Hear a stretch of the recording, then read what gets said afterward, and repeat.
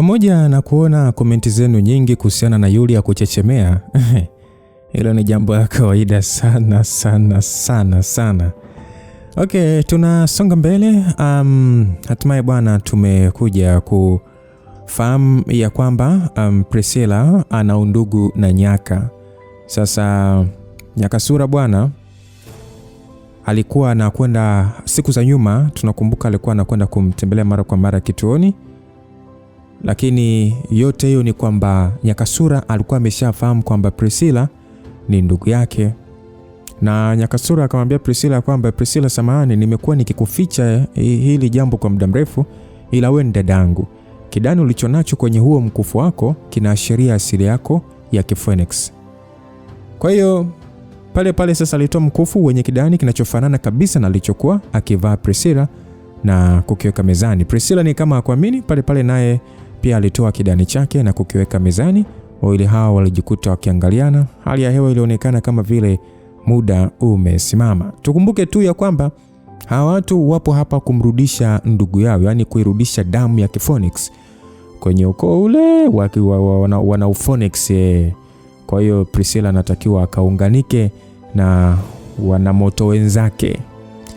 Kwa hiyo tunasonga mbele msikilizaji, na bado tunatamani sana kuona mama yetu, mama mkwe ataweza kufanikisha kumwambia kijana wake kile anachotakiwa kizungumza kutoka kwa Armageddon Shakyamoon.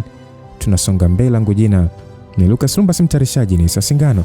Sasa waliokuwa kwenye meza walishindwa kabisa kuelewa Priscilla alikuwa na hisia gani muda huo. Hata hivyo walikuwa na furaha na huruma kwa wakati mmoja kutokana na hali aliyokuwa akipitia. Sasa walikuwa na furaha kwamba Priscilla amekwisha ijua asili yake. Istosha alikuwa na shauku ya kujua familia yake kwa kipindi cha muda mrefu sana. Ingawa mwanzoni alikuwa na baba ambaye ndiye Profesa Singano, alijua alikuwa akilelewa pekee. Sasa Priscilla akaambiwa kwamba Priscilla, kukuacha uteseke nje ya familia ni makosa ya familia yetu. Baba yako ndiye aliyekosea kwa kutokuongea chochote, lakini babu yako alifanya kila liwezekanalo kukulinda wewe na mama yako. Priscilla kusikia hivyo, Afande Karume aliishia kusimama tu, huku akiwa na uso uliojaa hisia za hatia. Priscilla alijikuta kitetemeka, huku macho kidogo akimtoka. Akasema kwamba mama yangu, yani mnataka kusema kwamba mama yangu yupo hai? Hasina akamjibu ya kwamba ndio maana tupo hapa kukuchukua na kukurudisha nyumbani ili uweze kuungana na mama yako. Aliongea Hasina kwa tabasamu, na Priscilla akasema ya kwamba sasa kwa nini hamkujitokeza muda wote huo na mimi kupelekwa kituo cha yatima mpaka babangu aliponipata? Aliongea Priscilla akimlenga profesa. Afande Karume mara baada ya kusikia hivyo aliishia kuongea kwa ugumu kidogo, akasema kwamba mtoto, tulikuwa kwenye wakati mgumu kweli kweli.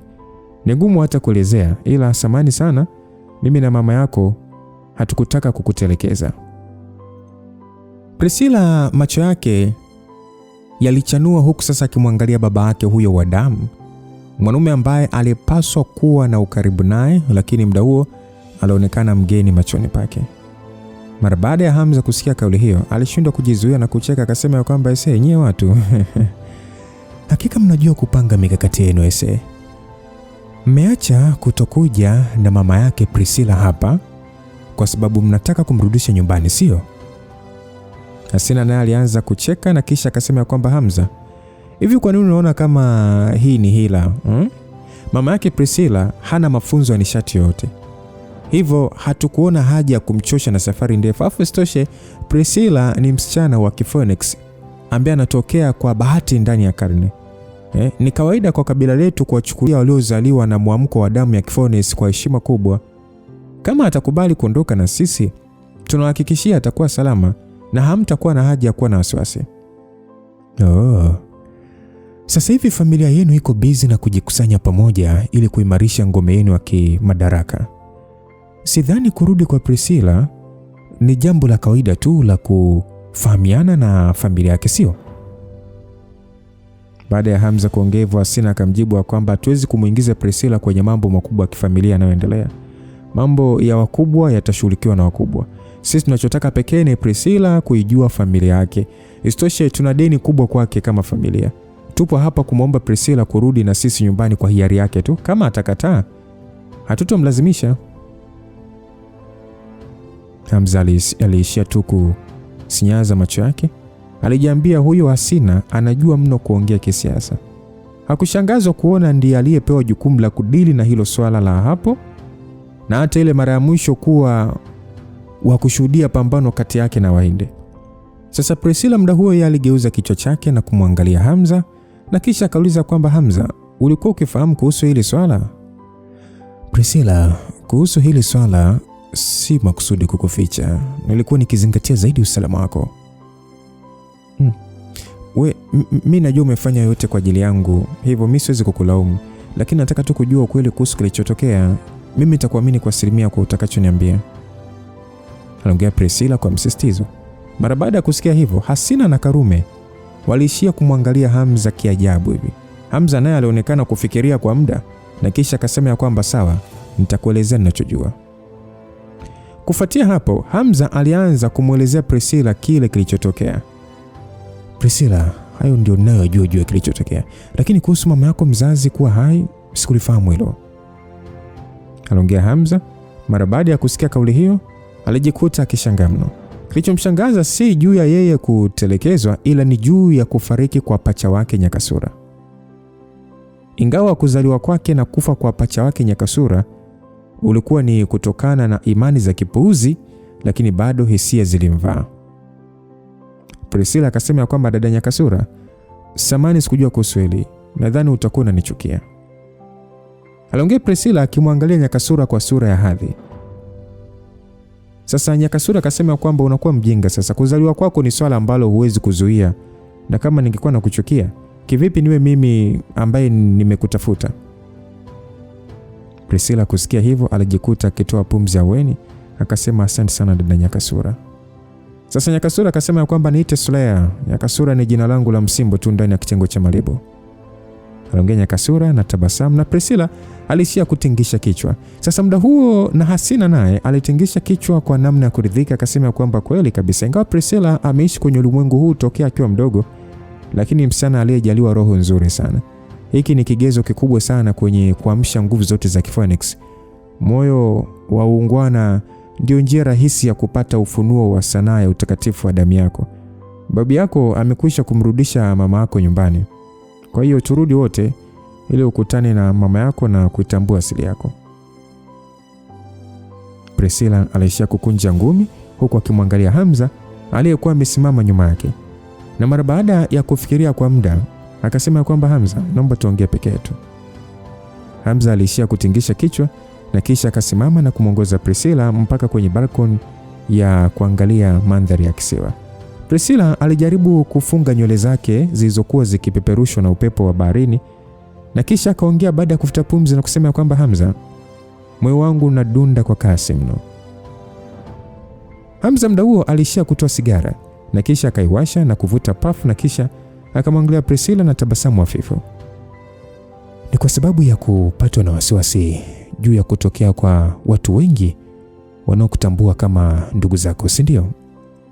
Yaani, unajua ukweli nilishahisi kuhusu hili muda mrefu tu, ni kwamba tu hisia zangu zilikuwa ngumu kuelezea.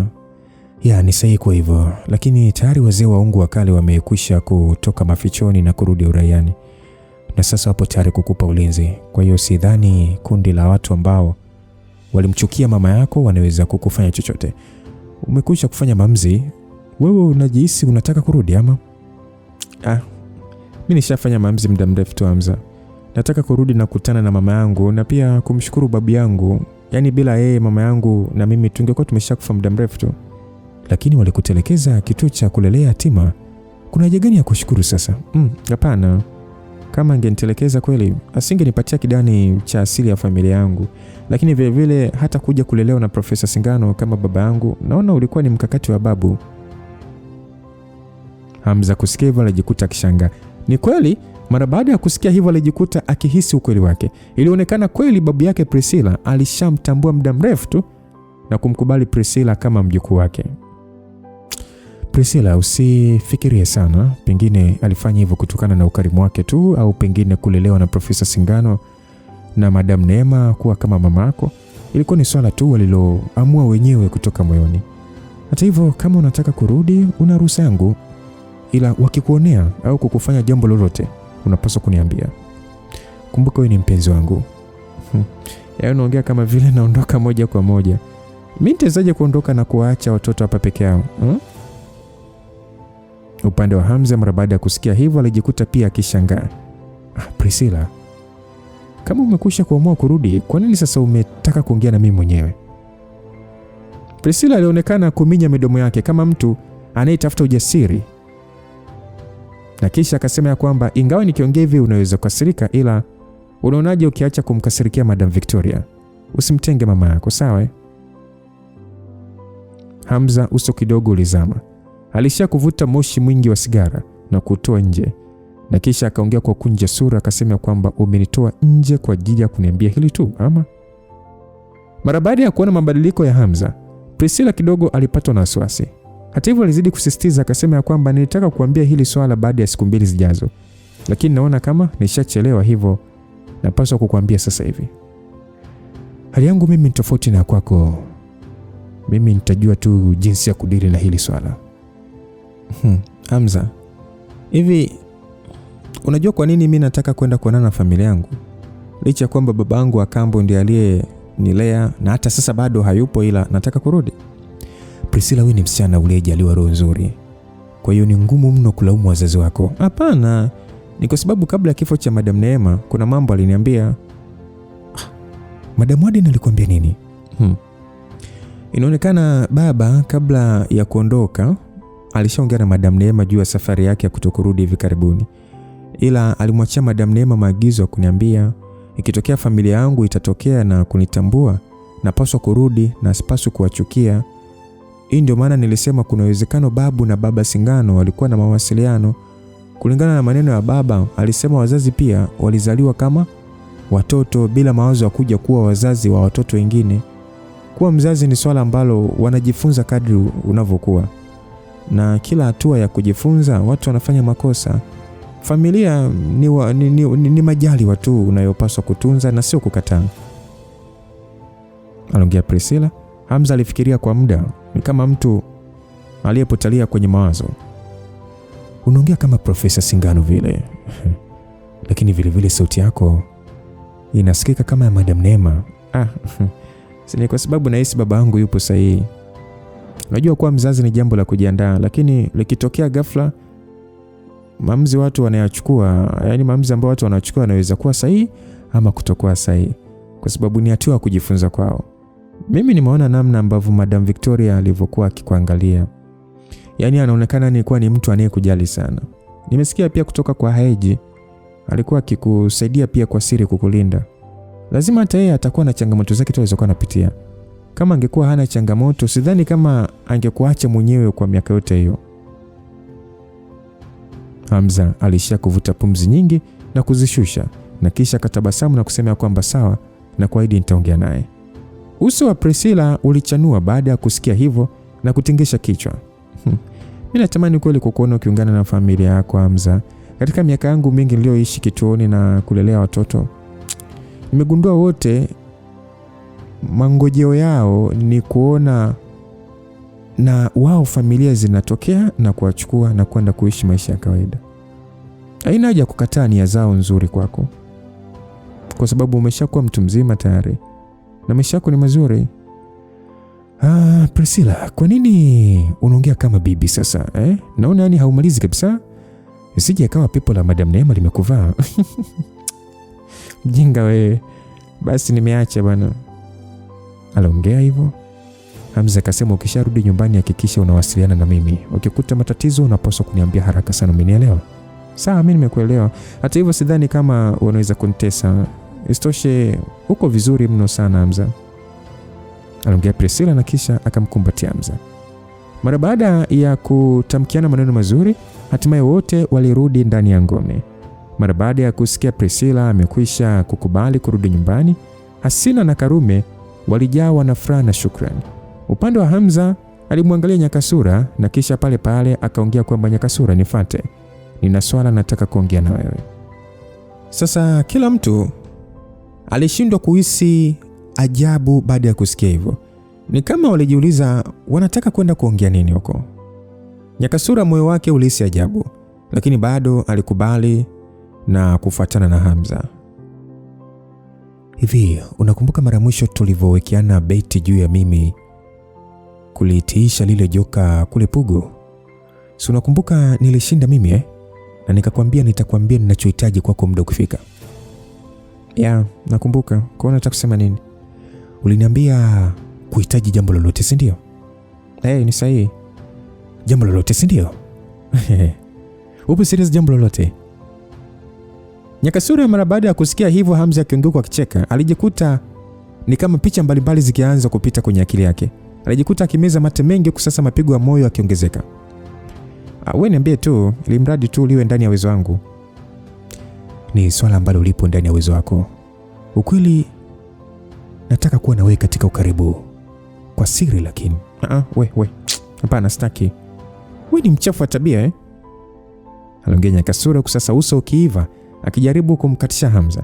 Upande wa Hamza alijikuta akichanganyikiwa na aliongea kwa namna ya kushangaa. Sasa kwa nini unaniita mchafu? Mimi nilikuwa namaanisha kuwa na mawasiliano ya ukaribu na wewe kwa siri. Sasa miki vipi ni mchafu? Mawasiliano? Ndio. Alijibu Hamza akishindwa kujua cheke ama alie. Ni kwamba mimi na wasiwasi kwamba Priscilla anaweza kuingia kwenye matatizo ndani ya ukoo wenu. Nadhani wewe mwenyewe unajua jinsi alivyo. Anaweza kukaa kimya hata kama anapitia changamoto. Hivyo nataka wewe kama dada yake tu tunawasiliana kwa siri. Isitoshe, ndani ya ukoo wenu wewe pekee ndo ambaye naweza nikakuamini. Nyakasura uso ulimshuka kwa aibu kiasi cha kutaka kudondoka. Alijilaumu kwa nini alifikiria vibaya, alihisi ya kwamba anataka kunyanduliwa na Hamza kwa siri. Hamza aligundua kuna kitu hakipo sawa. Nyakasura, isije kama ulidhani mimi nakwenda kukufanyia kile kitendo. Wewe mkaa kimya bwana. Mimi sijafikiria unavyodhani. Kwanza kwa nini unaongea maneno yenye mitego? Sio kosa langu bwana. Unajua hapa kisiwani tunaongea Kiswahili mara chache sana. Kwa hiyo usiruhusi kukosea ama? Nyakasura alikuwa na hasira na kutamani kumtia Hamza kiberiti. Swala dogo kama hilo kulikuwa na ulazima gani wa kulifanya kuwa kubwa? Kwa hiyo umenitoa hapa kwa ajili ya kuniambia hivyo tu ama? Kwangu mimi hili ni swala muhimu sana. Sitaki kumna Priscilla akiteseka hata kidogo.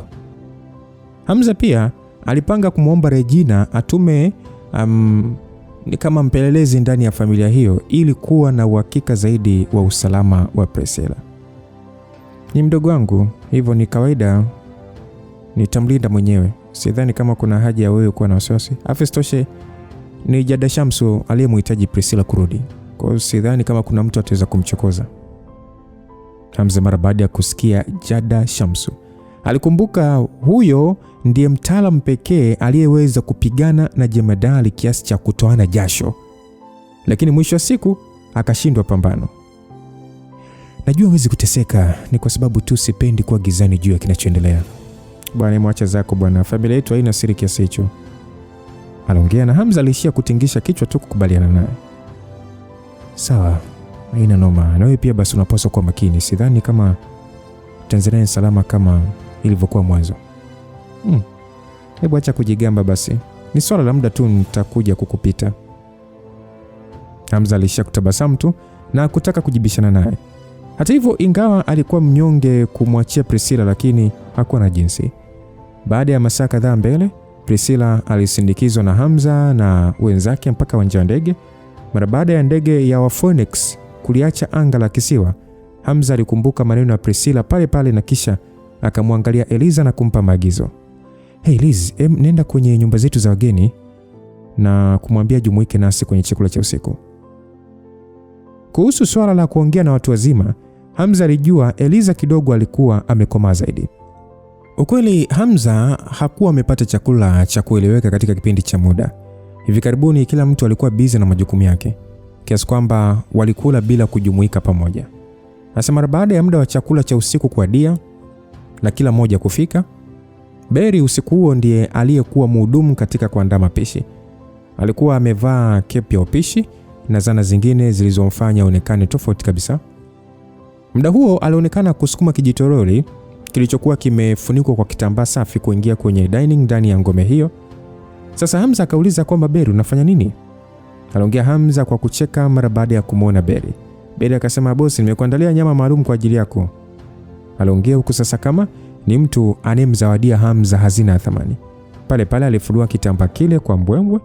Kulikuwa na mapande makubwa ya nyama juu ya sinia ambayo yamepikwa na viungo kiasi cha nyama yake kuwa nyekundu kama mbichi. Beri akasema kwamba bosi, pokea nyama tamu ya paja la kondoo mchanga aliyelishwa mashudu maalum ya soya na mahindi kwa kipindi cha mwezi mmoja. Ni zawadi niliyoagiza moja kwa moja kutoka kwenye zizi la mtoto wa mfalme wa Spain. Najua ni moja ya nyama unaopendelea sana. Aliongea Beri. Sasa Hamza alishakutabasamu ndani ya moyo wake na kujiambia, huyu bwana kwa uchawa tu yuko vizuri. Hamza akasema, naona unazo kumbukumbu nzuri sana. Nadhani niliongea mara moja tu juu ya nyama ninayopendelea. Beri akasema, ni kawaida, wewe ni bosi wangu. Mimi nakumbuka hata aina ya toilet paper unazopendelea ukienda chooni. Aliongea hivyo Beri na kufanya watu waliokuwa kwenye meza kuangua kicheko. Hamza alishindwa kujizuia na kuishia tu kutingisha kichwa chake.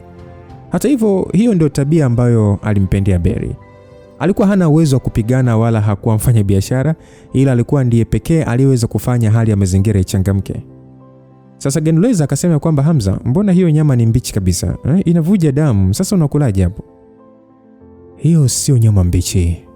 Upishi wake umefanyika katika utaalamu wa kuifanya isipoteze muonekano wake. Wengi hawajazoea kuona nyama hivi, lakini huu ndio upishi wa kiwango cha jumla wa nyama. Ukitafuna utaona ni kama inayeyuka mdomoni. Ni tamu na yenye mafuta lakini haikinai. Aliongea Hamza, kisha pale pale akasimama kutoka kwenye kiti na akaokota kisu kutoka kwenye sinia na kisha akaongea, mna bahati sana, kwani leo nakwenda kuwaonyesha uhatari wa nguvu ya kusudi na jinsi ufunuo wangu unavyoweza kukata nyama kwa ufanisi. Wanawake hao walishindwa kujizuia na kucheka, lakini Ezo, Himidu na wengine waliishia kutingisha vichwa vyao tu. Ni muda huo, kabla Hamza ya kuanza mbwembwe zake, ghafla alisita kidogo na uso wake kugeuzia kwenye mlango wa kuingilia. Haikuchukua muda, alionekana Victoria na Haeji wakiingia ndani ya eneo hilo, huku sasa nyuma akifuatia Eliza. Muda huo Eliza alionekana kuongea na Victoria kwa namna kufurahi. Kwa namna wanawake hao walivyokuwa wakiangaliana, ni kama walionekana kupendana hivi. Ilionekana hata walichokuwa wakizungumza kiliwafurahisha sana. Basi mara baada ya Victoria kuingia ndani ya ukumbi huo wa chakula, wanachama wote wa Inferno pamoja na wanawake wa Hamza walisimama mmoja baada ya mwingine. Haikujalisha Hamza alimchukuliaje, lakini bado kwa wengine atabakia kuwa mama yake Hamza. Hivyo wanapaswa kumheshimu. Isitoshe pia mwanamke huyo alikuwa na nguvu kuzidi wote waliokuwa hapo. Victoria aliishia kutingisha kichwa kuitikia kila mmoja, na kisha alimwangalia Hamza kwa namna ya kuwa na furaha ya matarajio fulani. Ilionyesha Victoria alikuwa na furaha mno, maana kutegemea kama Hamza angemwalika kwa ajili ya chakula. Sasa muda huo mudi ya Hamza ilikuwa haielezeki. Aliishia tu kuongea akasema kwamba karibu kae. Victoria akasema asante. Aliitikia na kisha akatembea mpaka kwenye siti ya pembeni na kisha akakaa. Sasa muda huo hali ya hewa katika ukumbi huo ilikuwa kwa namna fulani hivi ya ukimya hivi. Kila mtu hakuonekana kujua cha kuongea. Kila mtu alimwangalia Hamza wakati wa kukata nyama ile.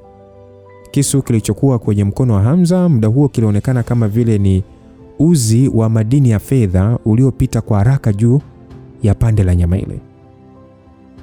Dakika chache tu Hamza alitawanyisha nyama ile kwenye sahani na vipande vya nyama vyembamba kama majani vilisambaa kwenye sinia.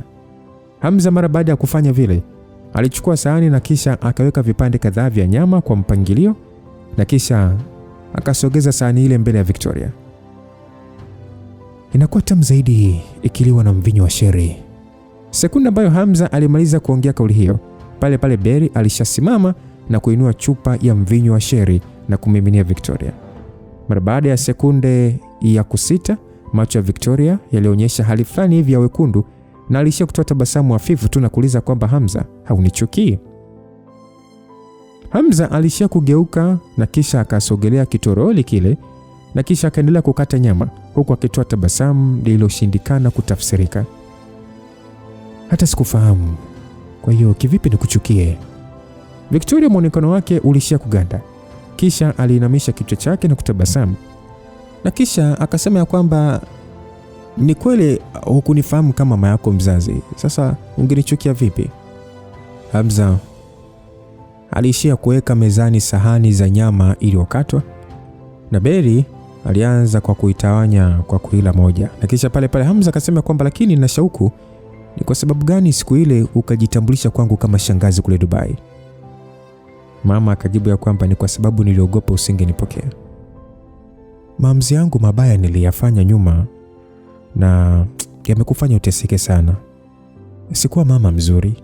Hivyo nilitaka kwanza angalau ujue ndugu zako ni watu wa aina gani na kisha unifuate kwenye umoja wa ufalme wa Magedon. Niliona kwa njia hiyo nitaweza kukuambia ukweli taratibu. Sitaki kukuficha hisia zangu za sasa kwako. Nataka kuwa na wewe na kufidia majukumu yangu ambayo sikutimiza kama mama yako. Maisha yangu yote aliyobakia nataka nifanye hivyo. Hamza alijikuta akisita kidogo. Jibu hilo ni kama alilitegemea. Aliona kwa namna fulani hivi ni kama ileta mantiki. Hamza alishia kutembea na kurudi kwenye siti yake. Mara baada ya kuonja kipande cha nyama, alishushia na pafu la mvinyo wa sheri. Wakati akisikilizia utamu wa nyama hiyo na mvinyo, alishia kubakia katika hali ya ukimya kwa muda. Upande wa Victoria naye alikuwa na hali ya wasiwasi kwenye uso wake. Na hiyo ni kutokana na kwamba aliona Hamza aliyekutana naye mara ya mwisho na wa muda huo walikuwa tofauti sana kinguvu. Ukweli, moja ya kazi kubwa Victoria katika umoja wa Magedon ni kusimamia wenzake wa chini yake, na alikuwa akiwajua nje ndani. Lakini mbele ya Hamza alishindwa kuona si tu mawazo yake, bali vile vile alishindwa kuona uwezo wake halisi. Sasa muda huo Hamza alishia kugeuka na kumwangalia na kisha akasema kwamba mbona hauendelei kula? Au hupendi nyama ya kondoo? Victoria alijikuta kiganda tu kwa sekunde kabla ya kuelewa Hamza alikuwa akiongelea nyama. Alishia tu kutabasamu na kutingisha kichwa chake kukataa, na kisha pale pale alichukua uma na kubeba kipande na kuonja. Victoria akamjibu ya kwamba nilikuwa nikisubiri unachotaka kuongea. Nilikuwa nikisikilizia utamu wa nyama, ndio maana umeona kimya. Alongevu Hamza. Victoria alihisi kupata uweni, lakini wakati mmoja alijidharau kwa kuona kwamba alikosa kujiamini mbele ya mtoto wake mwenyewe. Hamza muda huo aliendelea kukata nyama na kisha akasema kwamba Beri, ni muda wa kula chakula chenyewe sasa. Tutaongea tukiendelea kula. Beri akajibu sabos. Alijibu haraka akielekea jikoni. Niambie kilichotokea nyuma. Ilikuwaje ukanikabidhi kwa mama Naomi? Mara baada ya kusikia swali hilo, haraka alianza kuelezea. Hamza, unapaswa kuniamini kwenye hili swala. Mimi sikutaka kabisa kukutelekeza kipindi kile. Nilikuwa mgonjwa sana wakati alivyotumwa msaidizi wa familia mzee kuja kunitoa kijijini na kunirudisha Dar es Salaam. Niliogopa zaidi mara baada ya kujifungua nikiwa mwenyewe kijijini ndani ya mkoa wa Singida. Kwa msaada wa daktari ambaye alikuwa mkarimu sana. Ingawa baada ya kujifungua, bibi yule msaidizi aliniahidi kwamba hatosema ukweli juu ya kuzaliwa kwako na kurudi kutoa taarifa kwamba nilipoteza ujauzito. Lakini nilishindwa kabisa kuamini watu wa familia ukoo wa Simba. Nilijua fika ikitokea wakijua umezaliwa, kwa udhaifu niliokuwa nao wakati huo, nisingeweza kabisa kukulinda. Isitoshe pia kazi yangu ilikuwa ni nyeti mno. Nilijua kama ningeendelea kuwa na wewe na kuendelea na kazi yangu, ningekuweka matatizoni. Hivyo nikamkumbuka Naomi ambaye rafiki yangu, ambaye nilimuokoa kipindi nipo Italy kule alivyotumiwa wauaji na kumuingiza Tanzania kwa siri. Kwa hiyo alikuwa ni mwimbaji mzuri sana wakati huo, mcha Mungu na aliyejaliwa roho nzuri. Hivyo hata nilivyokukabidhi kwake hakunioji kwa chochote. Kwa hiyo baada ya hapo nilifanikiwa kutumia njia za panya na kutoka nje ya Tanzania na Afrika kwa ujumla, nikirudi makao makuu nikiwa na malengo ya kuonana na baba yangu wa kambo, nikiwa na mpango kwamba nitamuelezea juu ya kile kilichotokea, na kama hata una tatizo nitatuma watu kuja kukuchukua na kuishi pamoja na wewe chini ya uangalizi wa Magedon. Lakini pia nikaona kama angekataa, ningetafuta namna ya kuwa na uwezo wa kukulinda binafsi na kukutoa nje ya Tanzania. Hata hivyo sikutegemea, kwani mara baada ya kurudi makao makuu na kumwambia baba yangu, alisha kusema kuzaliwa kwako ni kufeli misheni yangu. Matokeo yake niliadhibiwa kwa kufungiwa gerezani kwa miaka 20. Wakati natoka gerezani na kuanza kukufuatilia, niligundua ulikuwa umeteseka mno na sikuwa hata na ujasiri wa kuonana na wewe. Nilikuwa na hofu zaidi juu ya wasifu wangu kukuletea matatizo. Naam, Victoria aliongea hivyo na alijikuta akianza kupalizwa na machozi yake mwenyewe. Hamza, hivi unajua kwamba kama ningekuwa na uwezo wa kurudisha muda nyuma, ni heri ningeishi ndani ya mipaka ya Tanzania au Afrika kuliko kurudi ndani ya mamlaka ya Armageddon na kutengana na wewe kwa miaka mingi. Mara baada ya kusikia maneno hayo mpaka hatua hiyo, kila mtu aliyekuwepo alijawa na hali ya huzuni. Wengi walizidi kumuonea huruma Victoria aliyeonekana kuwa na majuto mengi na maumivu. Hamza alikuwa kimya kwa muda mrefu na kisha pale pale akatoa pumzi ndefu.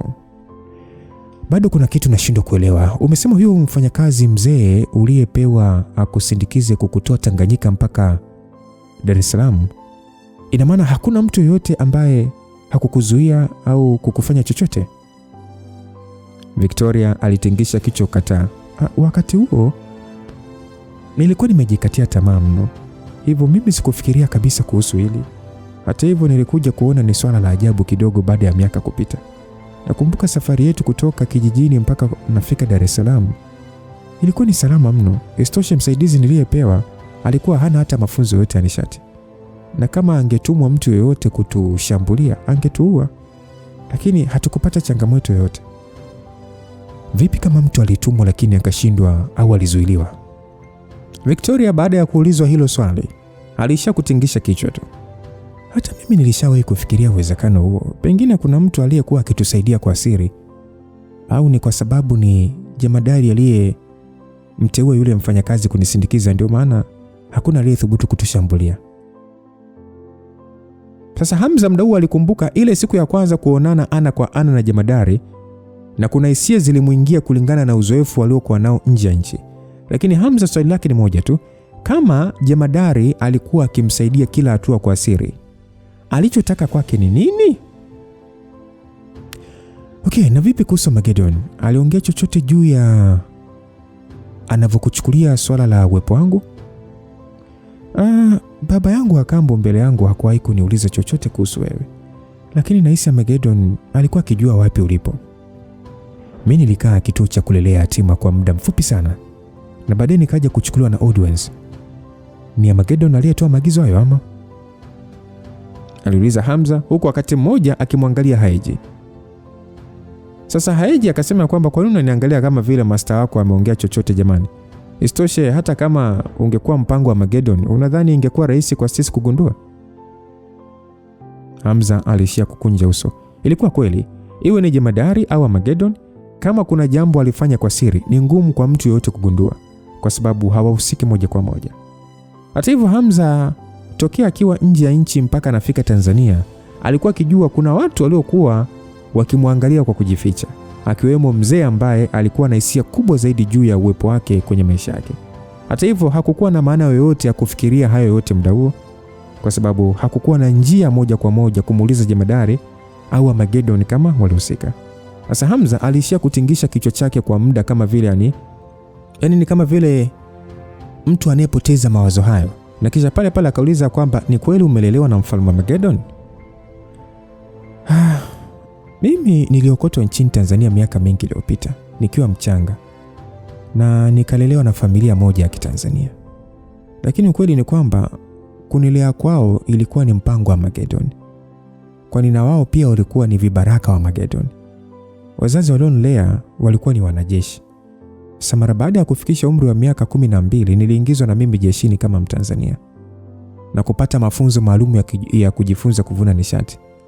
Sasa nilivyohitimu kwa uwezo mkubwa, baadaye nikaja kudahiliwa na kuingia rasmi kwenye kitengo cha malibu kama undercover agent. Ukweli miaka yote hiyo mimi sikuwa na uelewa wote kuhusu Armageddon, na hata baada ya kuja kujigundua nilikuwa mpango wa Armageddon, sikuweza kufanya chochote kubadilisha ukweli. Armageddon mwenyewe ukimwacha Madam Prophet, hakuna mtu yoyote aliyewahi kumuona ana kwa sura yake. Mimi natambulika kama mtoto wa Armageddon, lakini ukweli naongea tu, ila simjui hata sura yake ikoje. Himidu kwa mshangao akasema kwamba Madam Victoria, mbona hiyo inashangaza mno? Yaani kwa nini unasema hujawahi kuonana na Armageddon hapo kabla? Ni ndio, unajua nguvu alizonazo Armageddon sio za kawaida. Anatumia umajisi kuficha sura yake halisi. Sijui kama kuna mtu alishawahi kumuona, ila kwangu mimi sijawahi. Ni muda huo chakula kikuu kiliandaliwa. Hamza ilibidi awazuie watu kuongea ili kuanza kula chakula kisipoe. Victoria upande wake hakuwa na mudi ya kula kabisa. Muda wote alikuwa akimwangalia Hamza. Sasa wakati Hamza akifurahia chakula, aligundua mama yake alikuwa akimwangalia tu kwa macho hisia na alijikuta akishindwa kuendelea kula tena. Hamza aliishia kuinua kitambaa na kufuta midomo yake, kisha akanywa pafu la mvinyo na kusema ya kwamba mbona ugusi chakula? Akajibu sina njaa. Aliongea akiwa na tabasamu. Hamza akasema kama ni hivyo basi una haja kuniangalia tu. Victoria muda ule aligundua alikuwa amemwangalia sana Hamza na kuhisi aibu kidogo. Victoria akasema, Hamza, samahani, nilikuwa nikisubiria sana siku ambayo nitakaa meza moja na wewe kula chakula pamoja. Najikuta na furaha tu kukuona namna unavyofurahia chakula. Asa Hamza kujua cheke ama aliishia tu kuongea akasema kwamba lakini chakula changu ni kitamu mno. Huoni ni hasara kikiharibika tu? Basi Dina akasema kwamba Habi, hebu acha basi ubairi. Chakula kidogo hivyo kikiharibika unapata hasara gani? Aliongea Dina aliyekuwa pembeni. Victoria alishia kumwangalia Dina na tabasamu hafifu. Victoria akasema kwamba wewe ndio Dina sivyo? Dina alijikuta akishangaa. Awamu hiyo ilikuwa ni kama zamu yake ya kuwa na wasiwasi. Na haraka sana aliweka kisu na uma chini na kisha kutingisha kichwa kwa utii. Akasema kwamba madam, kumbe unanifahamu?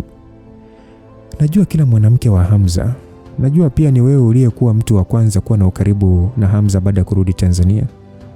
Biashara yako ya kuuza chai inafanya vizuri mno. Najua pia unamiliki mtandao mpana sana kwenye ulimwengu wa siri wa chatu. Unao uwezo.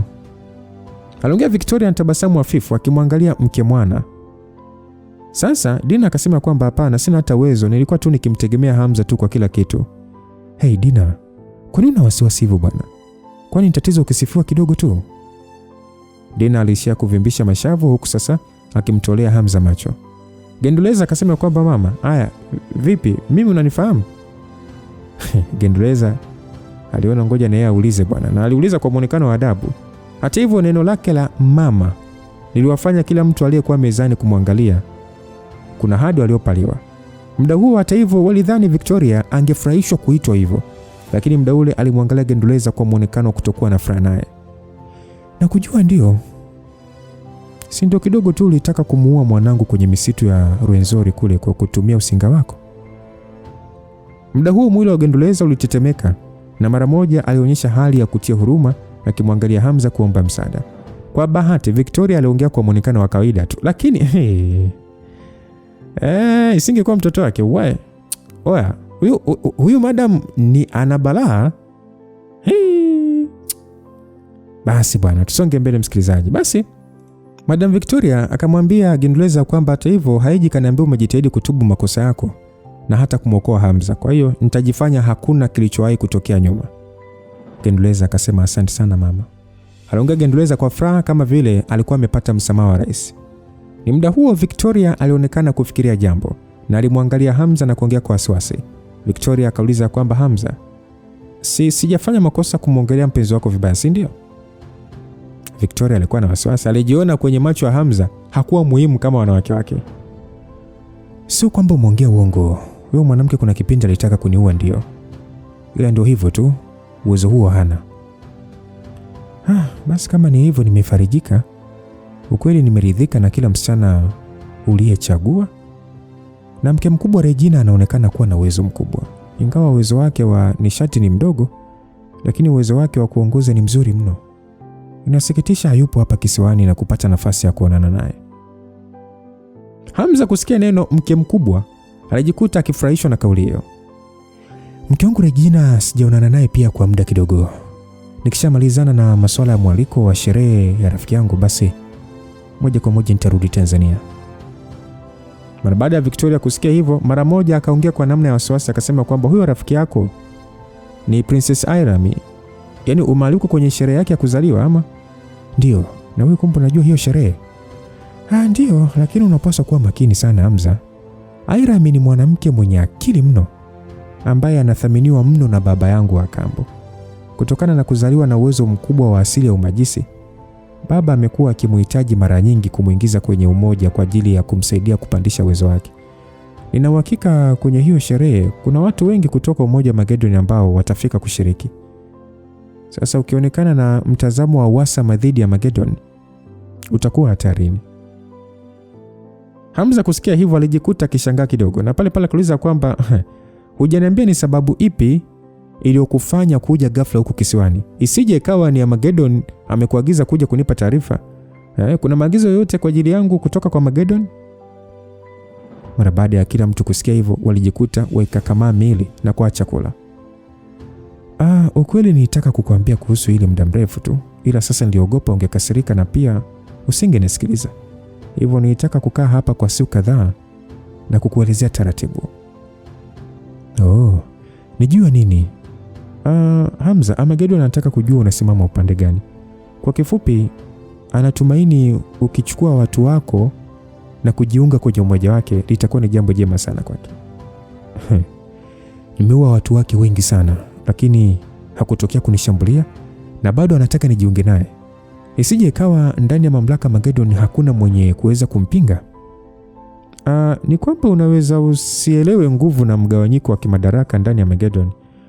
Kwa watu wa nje, nane bora ya wanachama ni wenye nguvu zinazokaribiana. Lakini ukweli ni tofauti sana. Kuna ukubwa au gepo katika mgawanyiko wa nguvu kati ya mwanachama na mwanachama. Kuanzia kwa upande wa Scarlet au Nicholas yule uliyemuua, anafuatia Jitu Ngao, anafuatia mimi, kisha Dunia, kisha anafuatia Thunder, anafuatia Void pamoja na Prophet, na kisha Magedon mwenyewe. Nafasi zao hizo hazibadiliki. Hazibadiliki kabisa, hata kwa master wangu tangu zamani mpaka sasa. Death ni codename tu ambayo siku zote ilishikilia nafasi ya 6. Kurahisisha ni kwamba kama nitaamua kupigana na Dunia, kwa namna moja naweza kupambana naye na kutoshana nguvu, lakini kama nitashindana na Thunder ni ngumu kwangu kushinda. Lakini anayeamua nafasi zetu ni Shakyamuni mwenyewe. Ukiachana Madam Prophet ambaye ndio yupo karibu zaidi na Magedon mwenyewe, wengi wetu sisi nafasi zetu zinaweza kubadilishwa. Sisi ni tofauti sana na watu wa uungu wa kale ambao nafasi zao zilitokana na nguvu zao wenyewe. Sisi wa majisi nguvu zetu hazipimwi kwa uwezo wetu wa kupambana, bali kwa nguvu nyingi za kiroho tulizonazo kwenye kutambua tabia za elementi za dunia na kuzitawala. Magedon Shakyamuni ni mtu anayetisha sana kuwahi kutokea duniani na ndani ya historia ya umoja. Ni kwa sababu hiyo ndio maana alikuwa na vigezo hata vya kubadilisha jina la umoja kutoka kuwa Wiccan na kuwa Magedon Authority. Kwa Shakyamuni, muda wote akipata mtu mwenye uwezo mkubwa ama kumfunza mtu na kuwa na uwezo, anaweza kukuondoa kwenye nafasi yako muda wote ule. Kwa hiyo unamaanisha kwamba Shakyamuni hajali mimi kuua watu wake kwa sababu mwenyewe ana uwezo wa kujilinda, si ndio? Ingawa nikiongea hivi naweza kuonekana kama naongeza chumvi, lakini huo ndio uhalisia. Anaongea Victoria huku akivuta pumzi ndefu na kuzitoa. Chukulia mfano kama alivyokuwepo jemadari. Niambie, ndani ya umoja wote wa uungu wa kale kulikuwa na mtu yote wa kumzuia kufanya anachotaka? Baada ya Victoria kuongea hivyo, Himidu aliuliza kwamba hebu subiri kidogo. Madam, unataka kusema kuongea hivyo mbona kama imezidi sasa? Kwamba unamaanisha kwamba siku zote Magedon hakujali kuhusu watu wengine wa uungu wa kale, bali vita yake ilikuwa yeye na jemadari pekee? Aliuliza Himidu. Victoria aliishia kulazimisha tabasamu na kutingisha kichwa. Kila mtu alionekana kujikatia tamaa. Waliona jambo hilo lilikuwa ni changamoto mno. Walishindwa kuamini kama ni kupitia watu hawa wawili ndio ambao wanaamua pambano lote. Kama ni hivyo, si walioitwa wazee wa uungu wa kale si walikuwa wakipoteza muda wao tu kudhani wao ndio nguvu inayomwogopesha Shakyamuni? Sasa wakati kila mmoja akishindwa kuamini, upande wa Hamza alikuwa kimya. Lakini watu wanaweza wasielewe, ila kwa Hamza alishawahi kumuona jemadari mwenyewe. Na pia alishaona wazee hao wa uungu wa kale, ingawa hajawahi kuonana na Shamsu aliyesifika kwa uwezo, lakini alikuwa na uwezo wa kufanya makadirio. Hamza alihisi alikuwa na uwezo wa kukabiliana na wazee wa uungu wa kale. Hata hivyo aliona kukabiliana na mtu kama jemadari, aliona asingeweza kujua hata angeshindana vipi kumweza, asingeweza. Kwa ufupi, mbele ya jemadari Hamza alijiona ni takataka tu. Ukweli Hamza alijua fika mtu akifikia hatua fulani ya nguvu, hata kama watu waungane na wawe wengi kiasi gani, bado hawatotosheleza au kuweza kuziba gepu. Yaani ni kama ile siku ambayo Sali aliweushwa na baba yake. Kwake yeye licha ya binadamu kuwa wengi, lakini mbele ya Sali walikuwa ni kama simizi tu. Mimi naamini maneno yako, aliongea Hamza. Kila mtu aliyekuwa hapo alishtuka na kumwangalia Hamza kwa mshangao, lakini bado walionekana kushawishiwa na kauli hiyo ya Hamza. Ila kama swali lenyewe ndio liko hivi, bado kuna kitu nashindwa kuelewa. Sasa hivi jemadari alikwisha kuondoka tayari, na kama Shakyamuni akitaka kuchukua madini kwenye mshipa wa simba, hakuna ambaye anaweza kumzuia. Lakini kwa nini bado anahitaji niungane naye? Hata mimi nashindwa kuelewa Hamza. Isitoshe, inaweza kuwa bahati tu au bahati mbaya kuongea hivi. Ila ukweli ni kwamba mara baada ya jemadari kuondoka, hii vita ya vuta ni kuvute, wazee wa uungu wa kale wamekwisha shindwa. Hata hivyo, katika maono ya nabii kuna watu wawili ambao wanaweza kusababisha matokeo ya vita yakawa tofauti. Matokeo kuwa tofauti kwa ajili ya watu wawili? Kama ni hivyo, naamini basi mimi ni mmoja kati ya hao watu wawili. Lakini vipi kuhusu mwingine? Victoria alishia kumwangalia Sali aliyekuwa pembeni na kisha akaongea na yeye. Sali alishangaa sana huku macho yake yakiwaka. Alionekana hakutegemea hilo. Yaani unataka kusema kwamba ni kwa sababu Sali kuzaliwa na jini aliyefika kwenye ulimwengu huu kwa bahati mbaya ndio maana imekuwa ifahamu? Baada ya swali hilo kuulizwa, Victoria akajibu kwamba ni sahihi kabisa, Sali hakupaswa kuwepo kwenye huu ulimwengu wetu, na kinadharia angekwisha kubadilisha kabisa mwelekeo wa dunia. Aliongea Victoria huku sasa akitingisha kichwa na kuendelea. Angebadilisha mwelekeo kama tu kile kilichotokea ndani ya jiji la Brazil kingefanikiwa. Sasa kama ni hivyo, kwa nini mimi nakuwa kama kikwazo? Si damu nilionayo kwenye mwili ni ulimwengu huu ama? Mimi sina uhakika, pengine si kwa sababu ya damu yako kutokuwa ya ulimwengu huu, ila mabadiliko unayopitia yanakufanya usiwe wa ulimwengu huu. Kumbe inawezekana ikawa hivyo. Aliongea Hamza huku sasa akiokota napkin na kujifuta midomo, na kisha akaongea kwamba nadhani naanza kuelewa sasa kwa Shakyamuni kutaka tujiunge naye si kwa ajili ya kumsaidia, bali anataka atudhibiti tusije kuwa kikwazo, si ndio?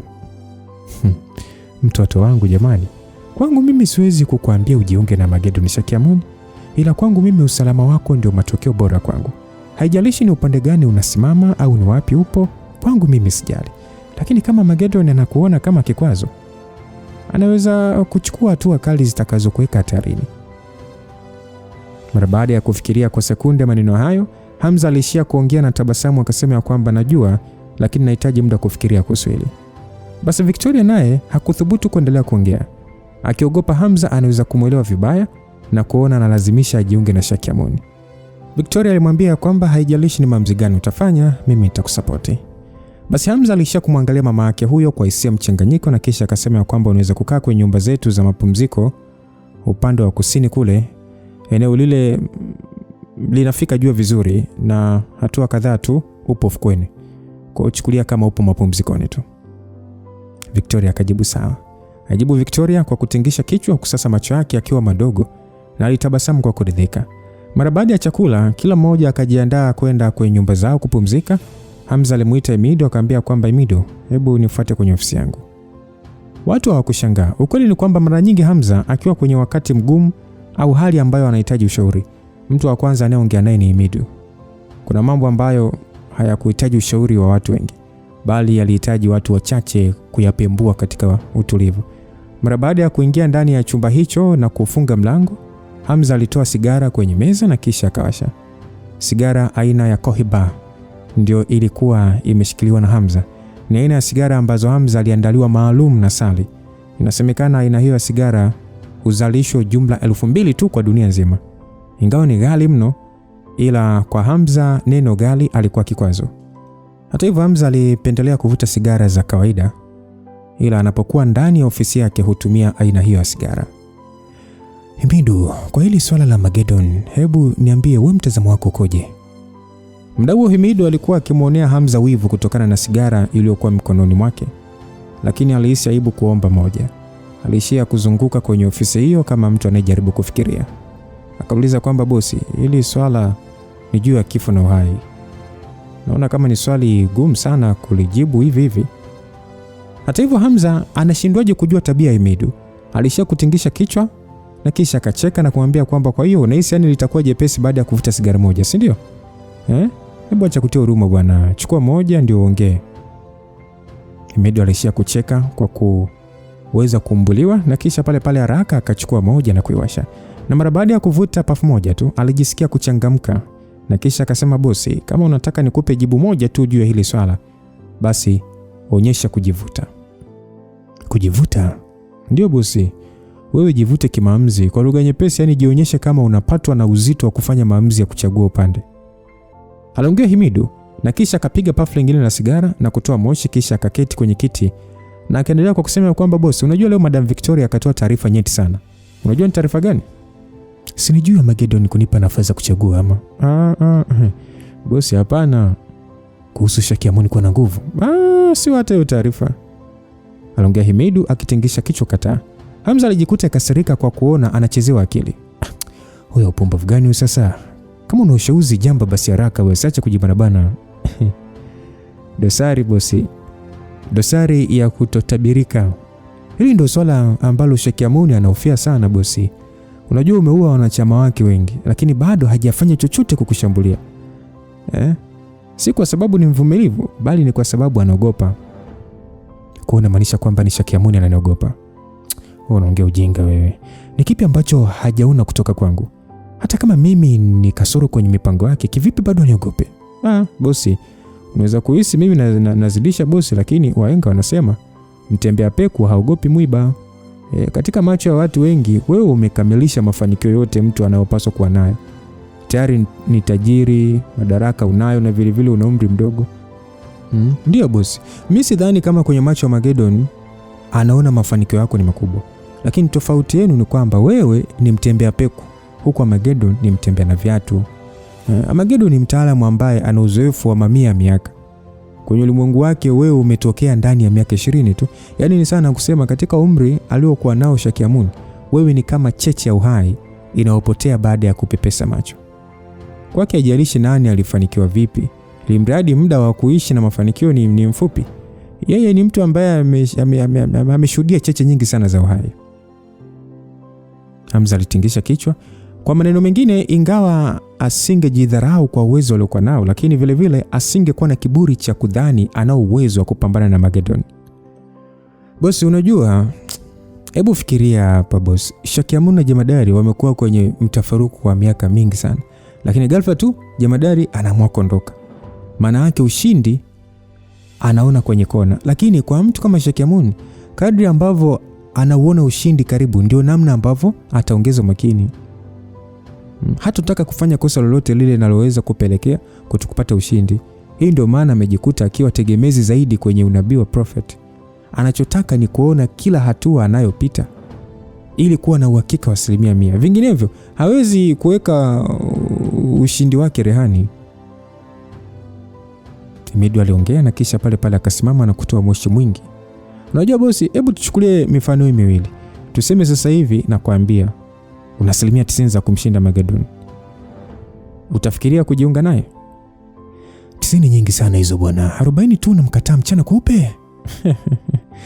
Bosi, sasa tuseme sasa hivi sasa Magedon anaambiwa pia kwamba ana 90% za kushinda pambano. Unafikiri yeye atachukulia vipi swala hilo? Ni mtu ambaye amesubiri miaka na miaka kushinda. Hata kama ni 10% pekee ya kushindwa, bado hatokubali kubeti. Hakika bosi. Hawezi kubeti kwa sababu gharama yake ni kubwa. Kwa vyovyote vile anaamini ushindi tayari ni wake baada ya Jemadari kuondoka. Hivyo ni swala la muda mshipa wote wa Simba ukawa mikononi mwake. Lakini kwa sababu ya wewe na Sali kumpunguzia uhakika wa kushinda kwa 10%, bado hana uhakika wa kushinda. Hivyo katika hali kama hiyo, Shakyamuni yeye atachagua kusubiri na taratibu kupunguza gepu hilo la 10%. Kwa kifupi, yani hawezi kurupuka. ila katika macho yake hawezi kugeuza vita ambayo ana uhakika wa kushinda na kuwa mshindi wa patapotea. Hamza mara baada ya kusikia maneno hayo alijikuta kutoa tabasamu. Himidu, maneno yako yananikumbusha miaka kadhaa nilivyokuwa nikiendesha baskeli nikielekea Kijichi. Nilikuwa kwenye makutano ya barabara ya Kigamboni na Mbagala.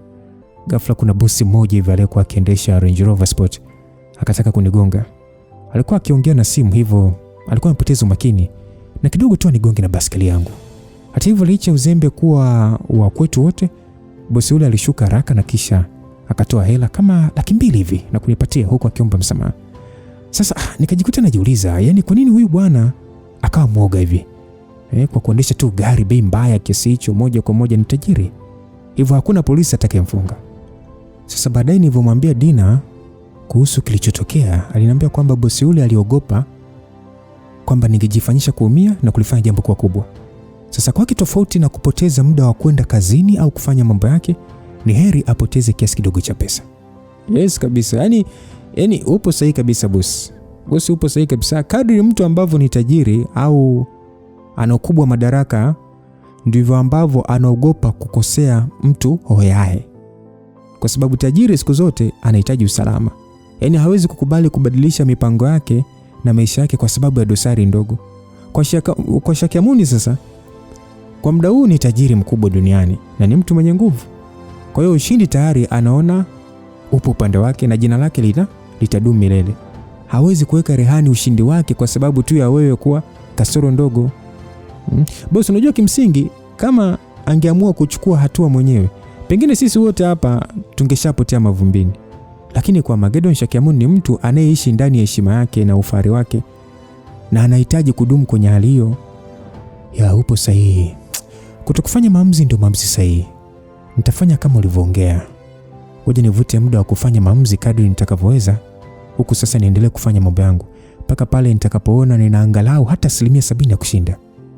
Alafu bosi, unajua kipindi kile wakati tukipigana vita na watu wa mahakama takatifu na audience, tuliweza kusafiri huku na kule bila kizuizi chochote na kuendeleza vita yetu. Lakini sasa hivi ni tofauti bosi.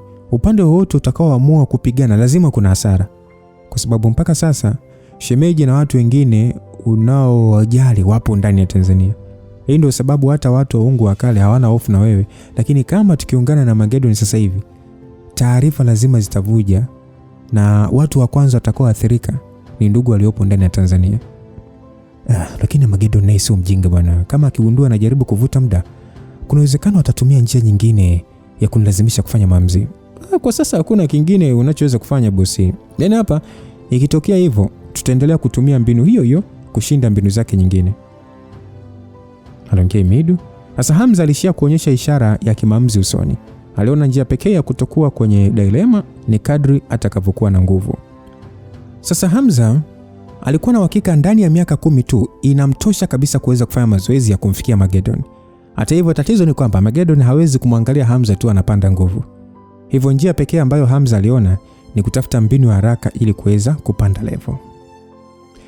Ni ndani ya kasiri la kifalme katika ardhi ya barafu na theluji, ndani ya mipaka ya bara la Ulaya, ndani ya eneo kubwa la ofisi. Vitabu vikubwa na vizito vilikuwa vimepangiliwa kwa ustadi kwenye shelf. Lakini sio hivyo tu, kulikuwa pia na specimens za wanyama ambao ni wanyama mwitu waliokuwa wamehifadhiwa. Sasa muda huo jiko la makaa ya mawe lilikuwa likiwaka na alionekana mwanamke mzee aliyekuwa akichezea tufe kubwa kama mpira wa kioo lililokuwa likielea juu ya moto. Macho ya mwanamke huyo alikuwa ni angavu mno, kana kwamba alikuwa amepoteza nafsi yake ndani ya mwili wake. Ghafla eneo la ukuta lilitengana kama vile pazia linafunguliwa, na pale pale mtu aliyekuwa amevalia vazi la dhahabu lenye mchoro mzito wa joka kifuani aliingia. Alikuwa ni Shakyamuni ambaye alionekana kutokuwa na haraka. Aliingia ndani ya eneo hilo, akatafuta kiti na kuketi kimya taratibu tu, akisubiri sasa, huko akiangalia tufe la kioo lililokuwa likiunguzwa juu ya moto na kutoa miale isiyo ya kawaida. Baada ya dakika kama 10, ule mpira wa kioo ulipoteza mwanga wake. Sasa ule mwanamke aligeuza kichwa na macho yake yalirudi kawaida katika hali ya upofu. Magedon akauliza kwamba Prophet, umeona nini? Madam Prophet akajibu ya kwamba Shakyamuni, ni kama ambavyo ulitarajia. Death ameshindwa kumshawishi Lucifer. Aliongea Madam Prophet huku akitingisha kichwa. Sasa Madam Prophet akasema kwamba sijaweza kuona familia ya Hamza yote ikiondoka ndani ya mipaka ya Tanzania, na wala sijaona akiwa upande wetu. Samahani sana, Lucifer ni kasoro kubwa. Kwa namna uwezo wake unavyozidi kuongezeka, ni ngumu sana kwangu kutabiria matendo yake. Ninachoweza pekee ni kujaribu kuangalia kitakachowatokea watu waliomzunguka. Sasa Shakyamuni akauliza kwamba kwa hiyo hakuna mabadiliko yote. Nilijua tu unapoteza muda. Madam Prophet akasema, Shakyamuni, unakwenda kudili vipi na hili swala? Shakyamuni akasema, kama umeona kuvuta muda kufanya maamuzi ndio suluhu, ngoja tuone ni kwa muda gani ataendelea na mbinu hii. Kama ataendelea kuvuta muda, mimi nitamwandalia mshindani ambaye hatomweza na kumfuta kwenye ulimwengu. Madam Prophet akasema, Shakyamuni, tukio la Irami ndio chaguo sahihi. Pengine tunaweza kutumia fursa hii kuu kwa kuua ndege wawili kwa jiwe moja. Shakyamuni akasema, ninaelewa unachomaanisha. Hebu haraka anza maandalizi. Aliongea Shakyamuni, na pale pale kama anga linacheza hivi, alipopiga hatua moja tu, alipotea ndani ya eneo hilo.